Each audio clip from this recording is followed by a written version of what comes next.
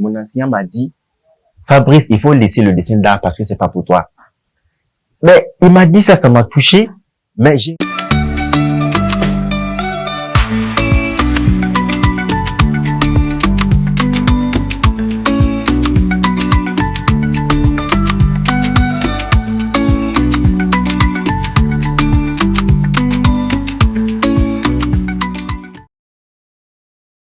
Je suis Fabrice Apollinaire Wenpouni Tapsoba.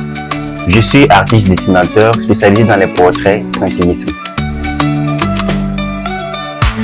L'art pour moi est un monde. Mais quel genre de monde? C'est un monde où je peux faire tout ce que je veux, où il y a de la liberté pour la créativité, où il y a de la passion, où il y a de la libre expression en graphisme en fait. En gros, l'art c'est un monde infini que je ne cesserai jamais d'explorer. C'est ça ma définition de l'art.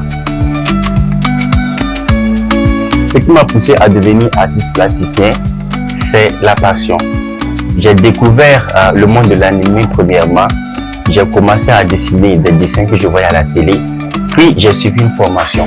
Et dans cette formation, j'ai appris à dessiner des gens réellement et j'ai appris à dessiner tout ce que je voyais comme ça. Donc au fur et à mesure, j'ai embrassé le domaine et par passion, aujourd'hui, je suis artiste dessinateur de profession.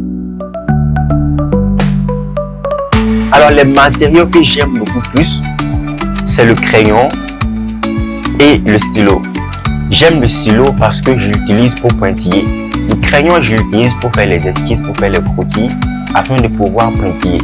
Alors le stylo me permet de communiquer ce que je cherche à exprimer, l'émotion et tout ce que je veux faire parvenir à mon client, à ceux qui regardent, à ceux qui vont regarder mon œuvre. Mes sources d'inspiration. Mon entourage m'inspire.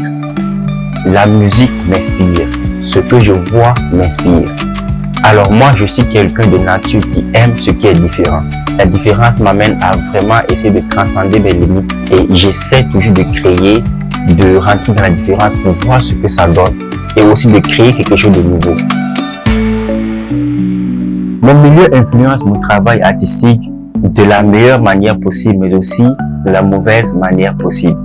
J'ai vécu des expériences qui m'ont motivé, des gens que je croise dans ma famille, des gens que je croise en tant que client qui me motivent, mais aussi des gens que je croise qui me forcent, qui veulent que j'abandonne.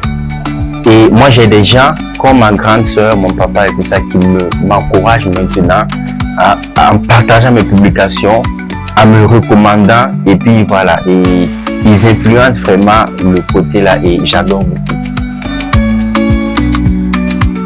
Le rôle de l'art dans la société actuelle est très vaste et très complexe.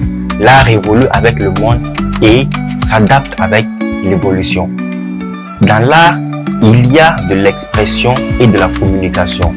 Il y a de la sensibilisation, il y a de l'épanouissement personnel, il y a de la thérapie, il y a les créations de liens sociaux, il y a du développement économique, il y a plusieurs rôles comme ça que l'art joue dans la société actuelle. Je trouve que tous ces rôles-là sont essentiels pour une société, pour son évolution.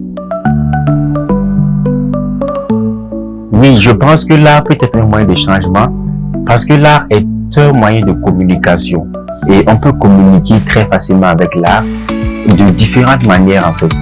Et dans la communication, on peut changer beaucoup de choses. L'art permet de transmettre de la bonne humeur, de transmettre des messages. Moi, par exemple, si je ne peux pas parler comme ça devant la caméra à l'aise, je peux me lever tranquillement, je prends ma feuille et ma toile, je dessine, je peins ce que je veux, je dessine tout ce que je veux, et puis je peux transmettre ça à une personne. Et tout en sachant que lorsque la personne va entrer en possession de ce message-là, la personne comprendra en un instant ce que moi je voudrais lui communiquer. Donc à travers ça, je pense qu'on peut changer vraiment beaucoup de choses.